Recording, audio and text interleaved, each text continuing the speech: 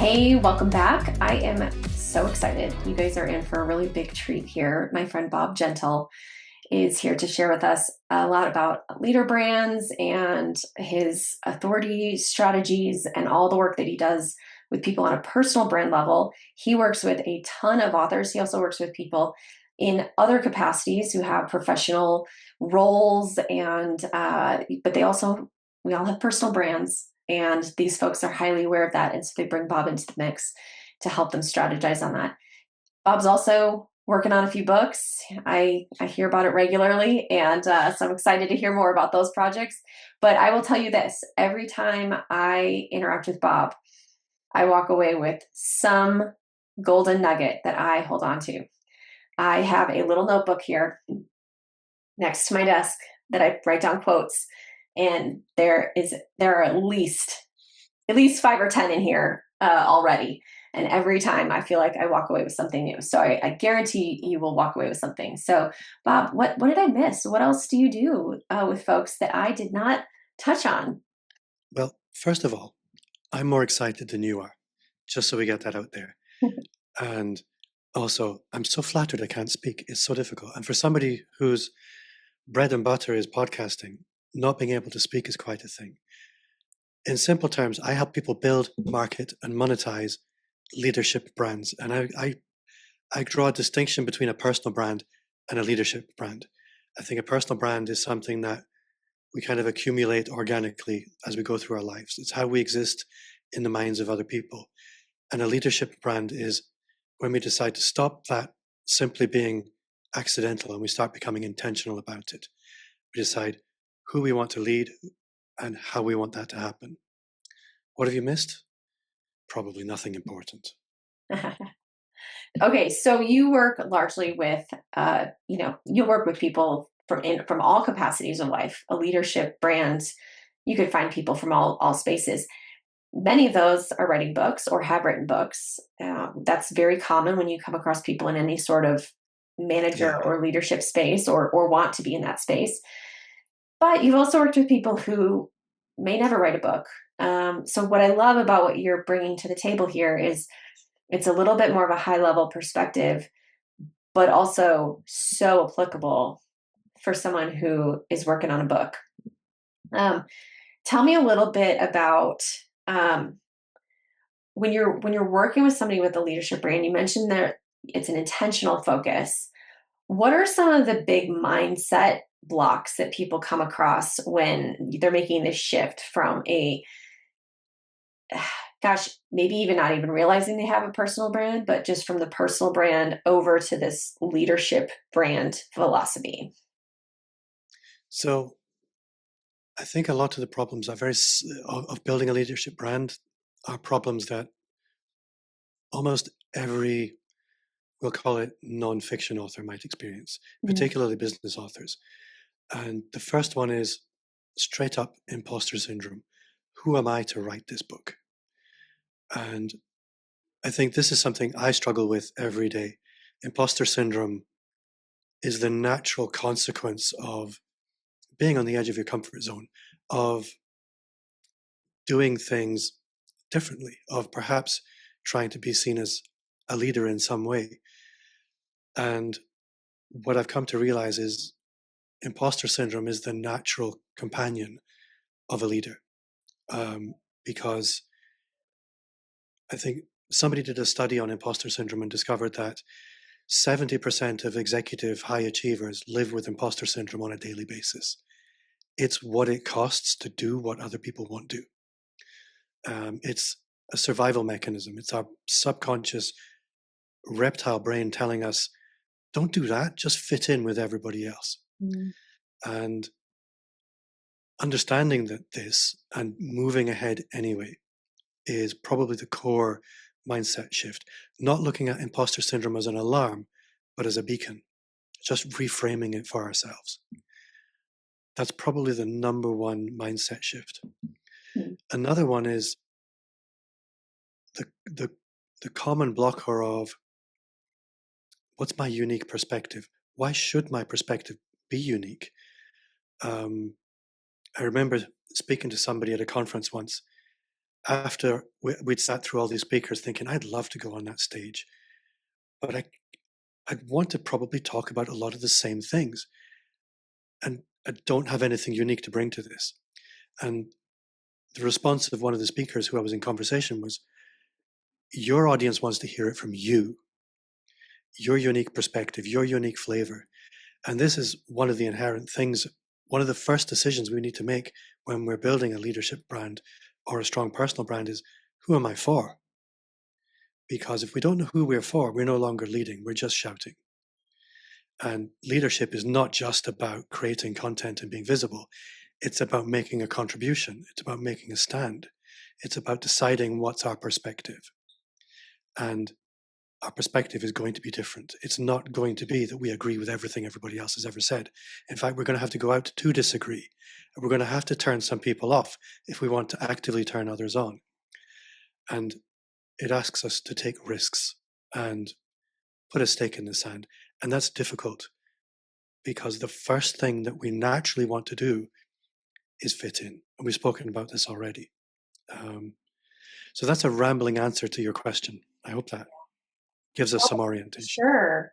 Yeah, no, I remember. So Bob and I have been part of a kind of a collaborative group for the last, I don't know, 4 or 5 years that meets pretty regularly. So I get to hear from Bob on a regular basis. And like I said, I walk away with something on that regular basis from him, that, we kind of have a joke. It's like Bob's truth bombs. It's just like I know you hate when we say that, but you do have a good way of wordsmithing things. But one of the things you said one time that has stuck with me is what you just said before of, people, they might find everyone thinks that their life is boring because it's common to them, but it's not necessarily common to other people. So you said it in the standpoint. I think you were saying like, well, I just live in this city. I live in this flat in Glasgow. Right, you're in Glasgow, right? If Yeah, I remember correctly. Um, and I just my life is ho hum whatever, and I'm sitting over here in Colorado thinking that sounds really cool. I want yeah. to know what life is like living in the city. I want to know what life is like in Scotland because while I've been there once, I have not spent extensive time and I don't know the rhythms and the patterns and the cultural references and all the little nuances. That's all really interesting to me. And I know it would be interesting to a lot of other people. But when you are stuck in your own day to day, it's hard to kind of see that. Um, some people say the same thing for me. They're like, oh, I feel like my life is fairly normal for the most part. And then I remember that I have these goats and I live in a log cabin. And I'm like, oh, yeah, some of that isn't always normal. That could be very interesting. But you can find stories anywhere you go that are anecdotal and interesting and clue people into your personality. And I think that it's just a good reminder to me that we each have this unique perspective and people are going to be interested to hear from us because they're connecting with us. There's plenty of Yeah. other people out there who do marketing, specifically book marketing. But I've had people that say, I felt like you were the right person. I got to know you and I knew uh, I would work well with you. Yeah. And those people you have conversations with prospective, whether it's an accountant or a marketing consultant or a contractor for your house, you just know sometimes in your gut that I'm more drawn to interact with this person over this person. And I think it's the same case here when it comes to your brand. I think I've looked up to see who actually coined this phrase, and I never managed to work it out.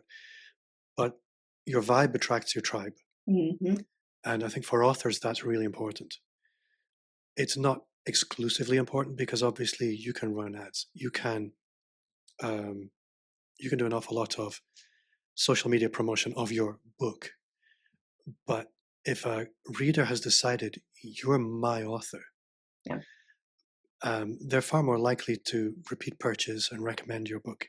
If they feel like they know, like, and trust you, if they feel like they have a parasocial relationship with you, they're going to go out to bat for you when you're not there. Yeah. And what you described there about what's ordinary for you being amazing for others is so hard. Well, it's so easy to understate. And I'll give a really concrete example of this. Todd Herman is an author. Probably nobody's ever heard of him. He's not a prolific author. He's written, I think, at least one really good business psychology book called The Alter Ego Effect. And that book had a profound effect on me. It was huge in helping me overcome a lot of psychological blockers around personal visibility, because I'm a really self-conscious, introverted nerd. Visibility is not my natural thing. And I followed Todd on social media for quite a long time. And then one day he's standing in front of me. And I thought, this is really strange. I know Todd inside out. I know what his kids look like. I know where he goes on vacation. I know what books he's reading. I know what the inside of the apartment looks like.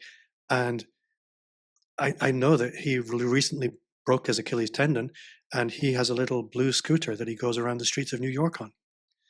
I knew him really well and he had no idea who I was.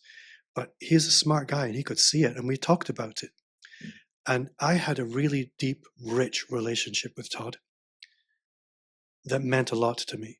And I think one of the things that famous people always have to tell each other is you have to honor that relationship with your fans because for them it's real. Now, what this tells me is we need a structure for creating that. And I think for authors, that's really important. And so this is why when I'm talking about content and content marketing, by all means, talk about your book. But this needs to be against the backdrop. Well, when I say needs, that's a little prescriptive. But if you want to have your fans or your readers imprint on you like a little baby chicken, the book is not going to cut it. And the way I talk about this is, let's imagine creating a scaffold for the imagination. If you want people to know you in 3 dimensions, we need to give them structured windows to look in through. So what do you do for fun? What do you read? You don't have to tell them everything, but give them windows to look into so you can light up the neurons in that part of the brain. Similarly, your physical environment. You don't have to show them your bathroom, but you could show them your garden, show them a bit that looks nice.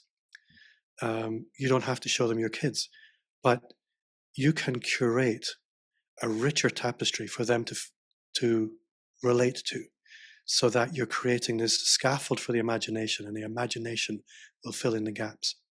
And a good analogy for the regular authors is, I was reading about how you define characters when you write a book. Mm-hmm. And what I was reading was, don't go too deep into how you create characters in a book, but give people enough so that their imaginations can have some raw material. And this came home to me really powerfully because I'm reading a really nerdy sci-fi book at the moment. And it's really bugging me that the author hasn't told me what the main character looks like. And I'm in book 2 and I don't know. If he just said she has long hair and a little bit of what her physiological characteristics are, it would have really helped me. And I think this is, in terms of personal brand foundations, give me some context. Yeah. And repeat it. Yeah. Sorry, rabbit hole. Well, no, I mean, I love that. Like, give them some room for their imagination, but I love the concept of building a character because, I work with a lot of people who write either a self-help or memoir style book or like a business educational nonfiction book. And we don't always think about characters in those types of books. We are either the main character or it's educational and we're not necessarily doing any sort of character development per se. And I remember back to a conversation I had with an author who originally wrote kind of a self-help educational business type of book. And then he went on within 6 months later to write his first fiction book. He was talking about how he saw his characters everywhere he went. he'd walk through the grocery store and it was like, well, how would this character respond to this super long line? Or, this giant mess that happened right in front of me as I'm walking down the grocery aisle. He was interacting with these imaginary characters all day long. Um, and you can see the character development happening and how vital that is. But what's interesting is to think about yourself being a character in the dialogue and story that's happening around you, whether it's in your email list, your website, your social media feed, your podcast, like all these different potential channels from a marketing lens, and to think about, putting yourself as a character in your own story. That just little tiny shift, I think, could be really fun. Um, and could maybe be a little bit of an out of body experience in a way, but a good exercise. Well, something I try and encourage people with when we begin working together is to try and separate their personal brand from their identity a little bit. Mm. Because most people, when they start building a personal brand, they do struggle with ideas around integrity, I'll say. And the problem with this is, if I were a toothpaste brand, I would have no problem hiring a 20-something with amazing hair and great teeth Yeah. to present my business.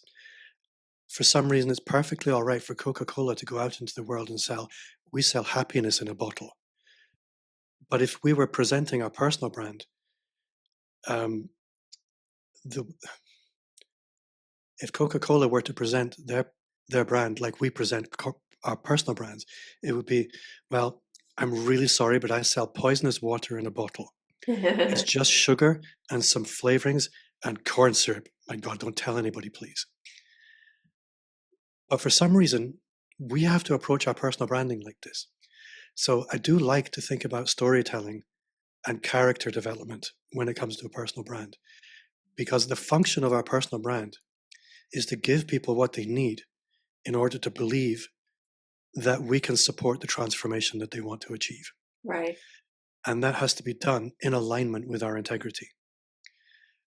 Authenticity is great, and I think authenticity is one of the strands, but it's not the only strand. Yeah. And I think this is where storytelling and emphasis is really important. Mm-hmm. And that people do have a little bit of creative license. We need to approach building our personal brand and representing our personal brand very similar to the way that an actor would play a role. But we are playing ourselves, but it's a version of ourselves. And when I say play, this could be in a social media post, it could be in a video, it could be how we show up at a conference. But it's, who do I need to project into the mind of somebody else in order for them to have the confidence to say yes to me? Right. Well, I think we all kind of do some level of this without realizing it, or at least I would say most people do. Um, you think about certain scenarios, you walk into certain spaces, and I'm not going to just blurt out my whole medical history to somebody that I met at a marketing conference. There's certain levels of privacy that I'm going to just kind of automatically honor. I will know if it's a space where, if it's an intimate friend, that I can go and share about, oh, we've been walking through XYZ, or this is really hard in our life. I'm not going to probably share that with certain people uh, that I just met, right? Mm. So we all kind of understand some of those unspoken things those rules we will set for different social situations. And I think it's just a matter of applying it to another different social situation that just happens to be, in many cases, virtual. Um, and and I think it's the way you're describing it still feels like you can be authentically you, Mm. but with just some appropriate filters. And those filters are not necessarily because one thing is bad or not, but it's like, what's going to be more helpful over something else? Is it going to be distracting? Or is it going to be supporting where you want them to kind of understand who you are and what you do? Um, yeah, It's an interesting I think thought. this is one for the Gen X kids, but it's like the graphic equalizer on the old stereos that we used to have. Yeah. Um, you might de-emphasize some things and emphasize others to serve the mission. And I think for me, this is a big one. People are motivated by very different things. Some people, very few people, are just money. Mm-hmm. For me, vocation and mission are really important. I get up in the morning and there's a profound soul yearning to find people with value and connect them with the people that need that value. And the reason I go through discomfort is not because I like being visible, it's because it's what the mission requires. And a lot of people listening will find that building a personal brand or a leadership brand, it's cringe for a lot of people. It's just really awkward. And you have to focus what's on the other side. Yeah. It's not about you a lot of the time. It's about the mission. It's about what you're going to bring to the lives of other people. Yeah. And you have to keep that in mind because otherwise, all that's left is money and it's just not worth it. Yeah. Yeah. Hmm. So as you think about, building out and crafting this story, are there specific channels that you feel like when you work with either your own content as you kind of think through and focus on the books that you're going to be putting out soon, or with other clients who have books where you can see like, oh, okay, authors in general, like these are some really good spaces where you can really shine and build that leadership brand in a strategic way? Are there any that come to mind that you tend to lean towards? So people are everywhere. I think this is the fundamental. Anybody who tells you this is the platform for this kind of author is lying. There are several perspectives to bring to this. And for me, what the main one is energy. TikTok for me is really working against my energy. I am so out of flow on TikTok because I'm a structured thinker. I like to sit, sketch out my ideas, and then I'll present them probably in something like a blog post or, for me, LinkedIn, um, because my audience is typically going to be a business to business. Now, if you're somebody who has no problem turning on a camera, shooting an idea and crystallizing it down, maybe TikTok and Instagram are for you, maybe YouTube Shorts. At the end of the day, listen to your energy. Try lots of different things. Something's going to feel like it's natively your platform. Yeah. And maybe that's going to be Truth Social. Maybe that's going to be TikTok. Maybe that's going to be LinkedIn. You do you. Try them out. Feel which one feels like you most naturally feel in flow and go all in on that one. Don't try and spread yourself across everything because you'll just burn out. Yeah. Um, focus on the audience that you feel alignment with wherever they are. Yeah, that's it's so easy to burn out, especially in today's world. The amount of content coming at us. And I think what's important on any of these platforms is it's not just putting something out there and posting, but also the engagement that needs to happen with the other followers or connections on that platform. So sure, you could blast things out to a gajillion different social profiles, but it's not going to be very deep and probably not very effective if you're just going real shallow. So, um, yeah, thanks for that reminder. And I think as well, an important um, thing for everybody to remember is repetition is your friend. A lot of people worry, oh, I've spoken about my book now. I can't do that again. Yes, you can. You can talk about it again and again and again and again if that's your thing. Um, there's a good friend of mine. Well, I say good friend, just like showbiz good friend. There's a guy I know fairly well, and he published a book a couple of years ago. And I remember speaking to him, and he said, "I'm really embarrassed how much I'm talking about this book," but he would post about this book twice a day, every day, and he was cutting through. His book launch went really well, Mhm. And he wasn't overdoing it. And it's if people want to see this this book launch, Google Logo Geek. It was a Okay. book about logo design.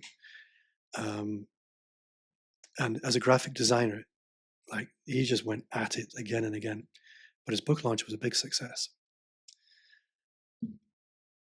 I've lost the thread of what the question was. Well, you were talking about repetition. You Yes. started talking about like what channels to be on, and yeah, just the permission to Yes. focus on one. But it's interesting. I had another conversation with someone this week, and it just was, you can never really talk about your book too much. The reality is the algorithms and just people's attention span, they're not seeing all 50 posts you've done about your book. They might have caught a few here and there. Um, and so if you want to make sure that your book is sticking with them and what your book's about and all of that, you have to be repetitious. You have to, or repetitive. You have to have that repetition with people to cut through. It's just the reality today. I think there's two more things that I would say to this, and I'm going to write them down quickly or I'll forget them. So the first one is uh, I've already forgotten it. So I'm going to talk about the second one. No, that's what it was. So depending on where you are in the book journey, you're either I'm writing the book, so somewhere on the build up, I'm launching the book, or I've written the book and we're kind of tapering off. Yeah. And it's very similar to podcasts and podcasting. And one of the problems a lot of podcasters have is they have a podcast and so they talk about the podcast. Most podcasters aren't podcasters, it's a peripheral activity for them. But what tends to happen is because they didn't have a social media strategy, all they ever do is talk about their podcast. And so what people take away from this is he's a podcaster, not he's an expert in this thing or that thing, or he has a business. So what tends to come into sharp focus when you launch something like this or you begin talking about it is I need a strategy so that I don't become a one-trick pony. And so unless you're in book launch mode, in which case you should be a one-trick pony, Right. when you start talking about you're writing a book, start thinking perhaps of 5 other buckets that you could also talk about. And I think Gary Vaynerchuk is very famous for the jab, jab, jab, right hook. That's the proportion at which you should talk about things where you're giving value Yep. as a approach as opposed to asking for value, also known as the 80-20 rule. So if you're not in a book launch mode, you should be talking about your book 20% of the time. But then you need a strategy for the other 80%. 80% of the time. Yeah. Um, and if you have that other 80%, what you'll find is you have a wonderful balance and Hmm. you can talk about your book all you like. Yep. Now, the other thing I was going to talk about very briefly is if you're writing a book, it's really important to think about what's going to happen when people read this book and they like it and they think, this guy's for me. So, how are you getting them off the book into your ecosystem, into a place you own? Um, you might not need that right now. You might have plenty clients, but let's say the book takes off. If you haven't had a method for getting people off the book into your world, that book's a failure. It doesn't matter if it's a bestseller. It's Yep. not going to help your business. Um, and there are many, many ways you can do this. But think about them. Talk to somebody like Valerie or me, and we'll help you work out how does the book become a business asset and not just a business card. Love that. I mean, that's what I preach to people day in and day out. It's about the book, but it's also, the book's just a small picture of the bigger picture and the bigger strategy. So I'm so glad you touched on that. It's so important, and it's such that changing that mindset from I'm just here to sell one copy of my book to I'm trying to get someone into my ecosystem, and the book is part of that ecosystem. It becomes a completely different conversation and a completely different strategy Yeah. beyond just the launch. Obviously, we want the launch to be successful. We want your book to succeed, but I'd rather see your brand succeed as a result of the work we're doing on your book.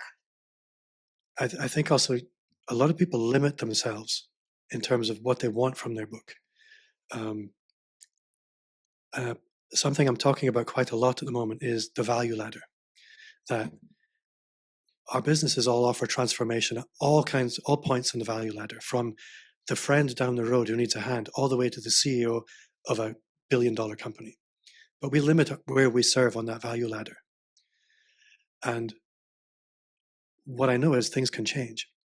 And if you've limited how you can, I'm losing my thread a little bit here, but most people cap where they're willing to serve on the value ladder. Yeah. I don't deal with CEOs. I don't deal with senior executives. What we know is things change. And when a book works, that's going to change. Yeah. And we need to anticipate that things are going to change. And this is why not pigeonholing these resource elements too much and giving yourself room to grow. You might license your business model. People, you might be selling, like, you just might be collecting royalties in 2 years' time. If all you're doing is book a coaching call, you've just walled off a whole world of opportunity. Yeah. Yeah. And well, you definitely opened up, gosh, a few ideas in my mind today. I mean, just not limiting ourselves and what could our book do for us. I mean, I think that's just a great way to kind of leave things here, because I don't know about anybody else, but I've got a ton of things that I'm thinking through. How have I been holding myself back? I think we all probably do that. So thanks for that. I really appreciate that. I also hold myself back. You're speaking to the person who's written 2 books and is now writing a third one, hasn't published a single book. But I think the book I'm writing now is the first book. It makes sense now. Yeah. Yeah. Some of that work has to happen inside before you know what you want to put out there. I get that. But I appreciate that. We're all on this journey, and we're all walking through it. So, Bob, thanks so much for sharing so much about just how to view yourself as this personal brand, and as a not just a personal brand, but a leader brand, a leadership brand, and really taking it to the next level. So, thanks for sharing some of your wisdom and insights. I really appreciate it. My pleasure. It's been a lot of fun. And honestly, you could have just asked me for a cup of coffee and I would have come anyway. But yeah, spending time with you is never wasted. Thank you very much.